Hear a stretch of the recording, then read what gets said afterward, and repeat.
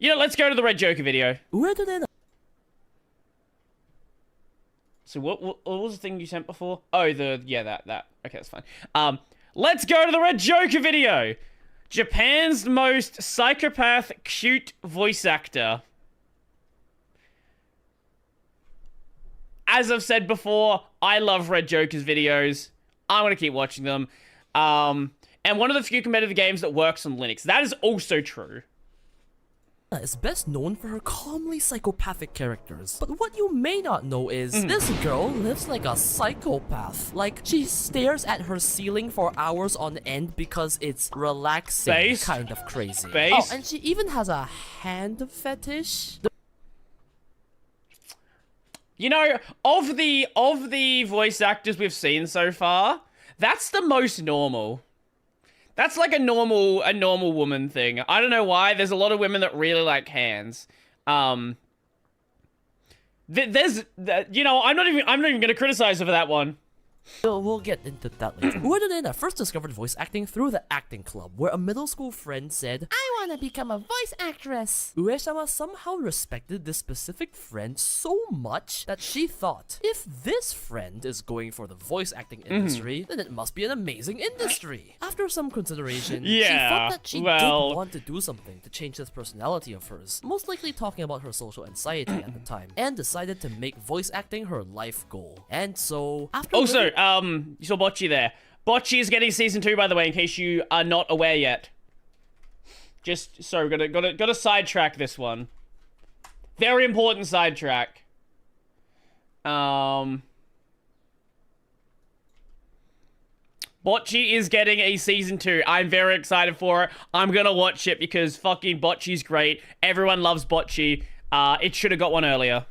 At the time, and decided to make voice acting her life goal. And so, after living a relatively normal high school life, I know what Bocce you do, yes. Later, as the high schoolers needed to submit their career plan to their school, Uesama submitted hers. Voice actress. And then realized the audition she was gonna apply for had its deadline in 3 days.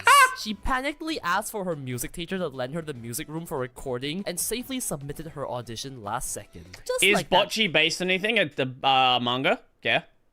One smart kid in class that never studied and got straight A's, this last-second submission somehow brought her all the way to the final audition round where she'd win second prize. Wow! Amazingly, one of the other winners in the same audition was... We're connecting the stories back together! Legendary seiyuu Takashi Rie, who would become her closest friend and rival. We'll get to that soon. The audition was at well-known agency 81 Produce, where she'd enter their training school, 81 Actor Studio, in 2012 at 18 years old and have her debut in the same year in Inazuma 11 Go. From there, Uesama rose as a newcomer very quickly. A particularly insane event that helped spread her name was a role in... The fuck is this 3D animation? Tesagure Bukatsumono, or should I say, roles, because she played as the entire 18 sisters, resulting in this batshit insane credits image when... I've never seen this. I have no idea what this series is. I hope she got paid to be 18 characters. It's all her. The simple absurdity of it happening, especially to a newcomer, helped people remember her name more. In only 2 years after her debut, Uesama would start getting main roles like Judy from Harmony and a big one, Naru from Hanayamata, winning her the best... Oh my god, Hanayamata! Oh, what year was that? Hold on, I gotta remember how old I am now. Because I watched this when it aired. Holy fuck.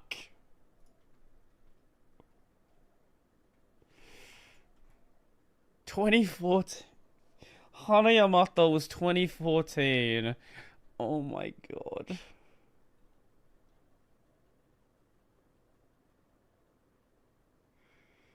Oh my god, what the fuck, I'm old.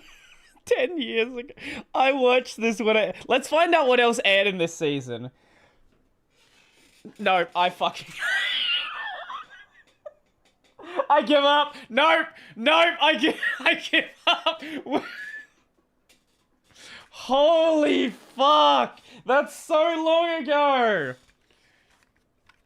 That's the same. Okay, so it's the same season as fucking Tokyo Ghoul, Akame ga Kill, SAO Season 2.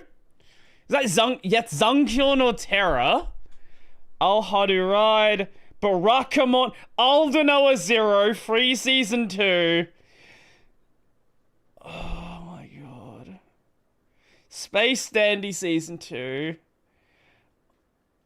Oh my god, what is this? Fake Khaled, Sabagebu, Glass Lip. Even got the P4 animation. Oh my lord. I watched a lot of this when it aired. Oh. Man.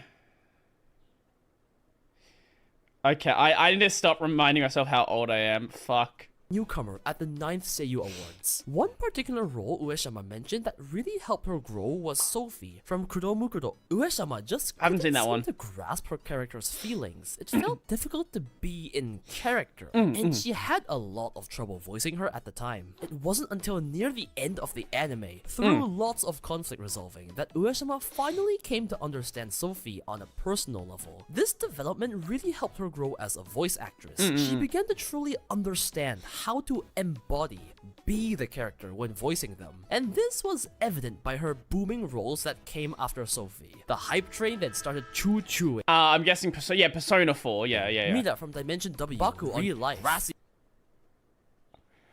Girl from Pokemon, Idolmaster, MMO Junkie, Mew in Kariguda, Akane from SSSSSSSSS Gridman, Gray, Kisa from Fruits Basket, Miyako in Angel, Darwin's Realist Hero, Assassin Isekai the Incest Girl, Tomodachi Game, Mio the Wife, this horny girl in Mushoku Tensei, Lemon in Mash, Demon Slayer, Tahain in Solo Leveling, Chi, Ganyu Goat Milk, Sparkle. Oh, wait. Demon Slayer, Tahain in Solo Leveling, Chi, I didn't. Okay, wait. If you've not seen Blue Box, go watch Blue Box. It's very good. You Goat Milk, Sparkle, FGO, Project Sekai Knights, and soon Leze in Chainsaw Man. She's in everything. Let's go! Now, if you look at this stacked resume, you might notice that quite a few of her bigger roles are characters with a few screws loose. Very specifically, the whisper in your ear sweetly and troll you, but you feel like something is off and suddenly you're fucking scared for your life crazy. Or at the very least, looks innocent, but something feels a bit off and you don't know why. And it's because she's super cunningly manipulative. Crazy.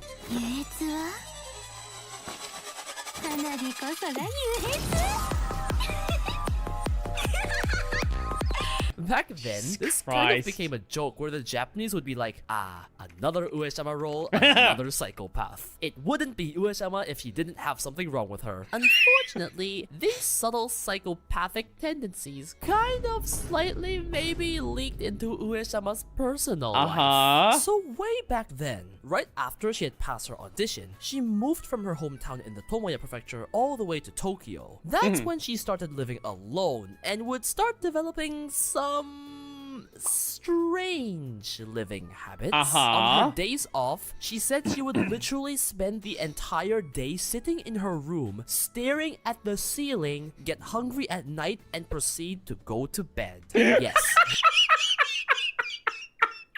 What? Okay.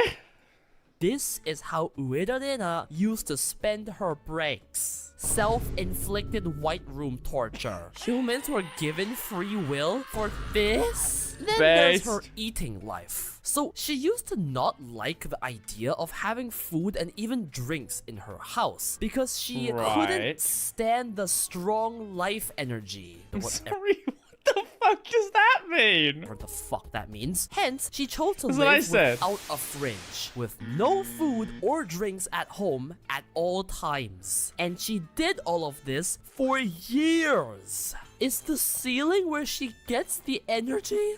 So there's like this thing called a breatharian. These are people that think they get all of their energy from like breathing. Like they don't need to eat food, they just need to breathe. Classic bed rotting. She's bed maxing. Doing photosynthesis with the ceiling light? It wasn't until 2016, after her facing difficulties in acting the role of Sophia and overcoming them, that she started to open up to people more. Her social anxiety eased, she started inviting people to her house on days off, and most importantly, get a goddamn fridge. I've heard of strange living habits before, but how Hey, we love do you JoJo. live staring at ceilings and of your own will without a fridge in your house for like 4 years? To be fair, eating out in Japan is quite cheap. Yes, that's a psychotic way to live, but it's not that crazy. Brodie, do you have any weird living habits? Everything I do is completely normal. If you ask other people, I don't know what they'll tell you, but if you ask me, it's going to be completely normal.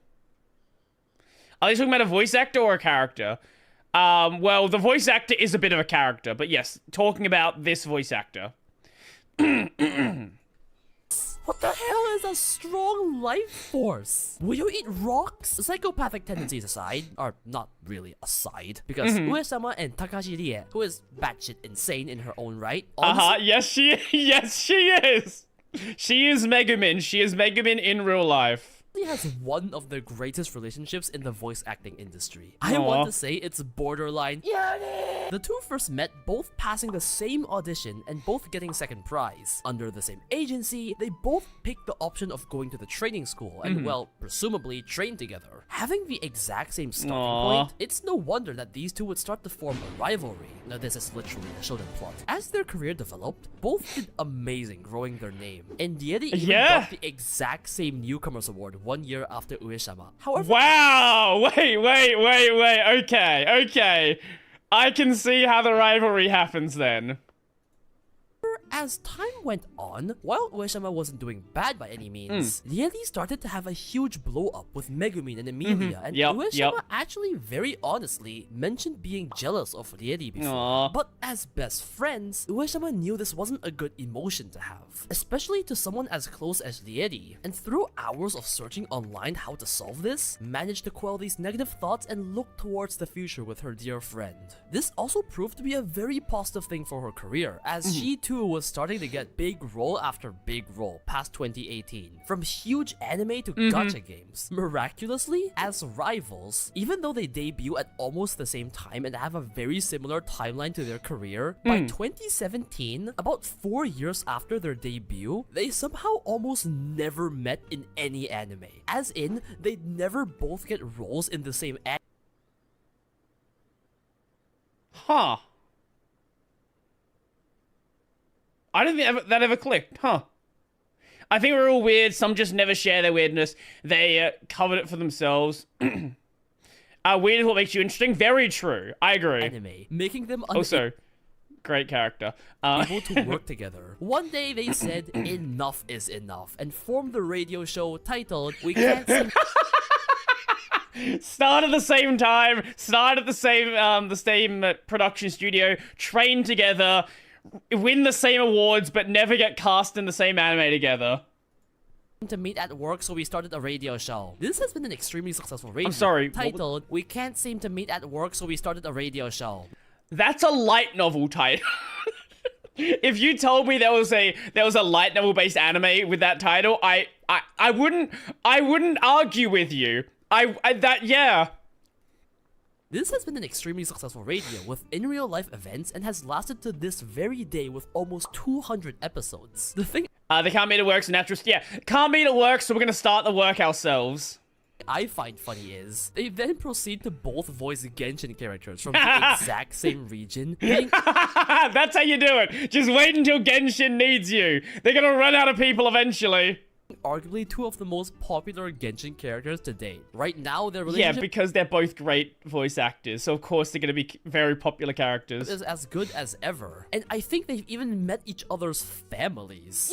Anyway, we all know how insanely big Yeri is now. But what you may not know is the ridiculous multi-talents of our cute psychopath. I'm sure you remember the prodigy behavior of last seconding an audition and passing. But what else does she have? Well, art. But not just just any art. She's extremely skilled at watercolor art. Yes, like other seiyuu, she sometimes draws super nice art to commemorate her characters. Aww. But do they, I don't know, give lessons online and hold art exhibitions? What? Bro, voice actor should just mean multi-career actor at this point. Yes, Wow. in 2023 November, Uesama held her own watercolor art exhibition in Tokyo for about 2 weeks, and it looks so classy, like a true artist. It legitimately feels on the level of a main career artist exhibition. No, it's not an anime exhibition. She's not drawing anime characters. It's just or a side anything directly quest related to anime or even voice acting. It's legitimately a solo art exhibition. And just like an actual artist, each piece is titled and leaves you to interpret the deeper meaning behind it, like a professional gallery.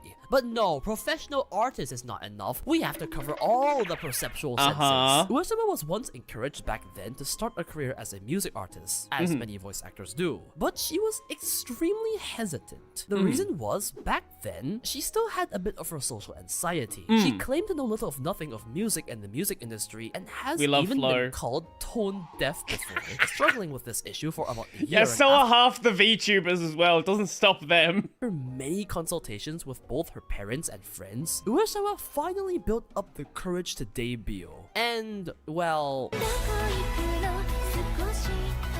if this is why haven't I watched that anime? I don't know why. Babbling monkeys to the Japanese. Her debut turned out great. She came to build the confidence to sing many character songs for anime, particularly many for Miu in Kariguda, and she even eventually had a solo life. Maybe not a good anime, but good music. I mean, look at these views. Tone deaf my ass, that was a lie. But amongst all her music, there is one song that really stands out. The Kira Yoshikage song, Poisonous Hand. You see, at first, many questioned, that's a strange name to attach to your brand. Why would you name your song Poisonous Hand? Especially because this was a song she herself helped write the lyrics for. But yes, she can do that too. Her answer was, it originates from a dream she once had. In this dream, her hand turned poisonous and would kill anyone she touched. Eventually, this poison It's like Midas's touch, but like with poison instead of gold. So potent that it started to eat away at her own body and killed anyone who even got near. What are you talking about? Authorities for this. In the dream, she killed everyone who got in her way and went out to live and die by herself. Psychopath. So came the formation of Poisonous Hand, and more importantly, revealed her hand fetish. It began as a guest on a radio show. She said, and I quote, "When I look at people whose hands are beautifully rugged and skinny, like something out of a sketch or a textbook, I end up liking them even if I've never talked to them before." Again, this is actually not that crazy. This is a very, very common thing that women have. There is a lot of women who are very, very into hands. Now, maybe not to this extent. Don't get me wrong.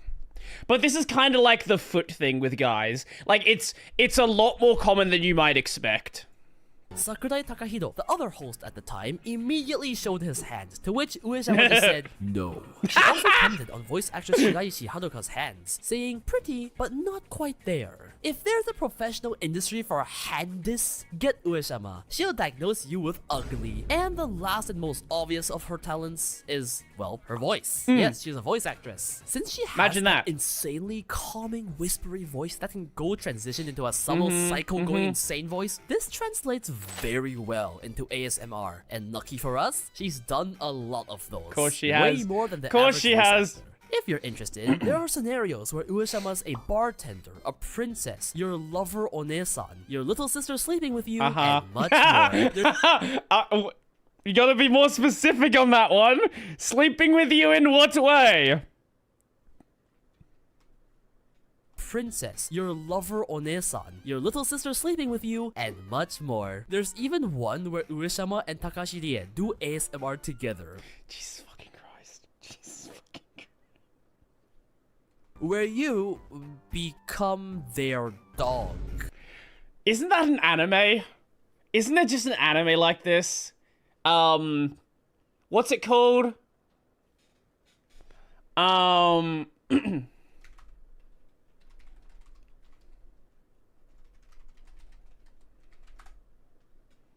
My life is as Inukai-san's dog. Yeah.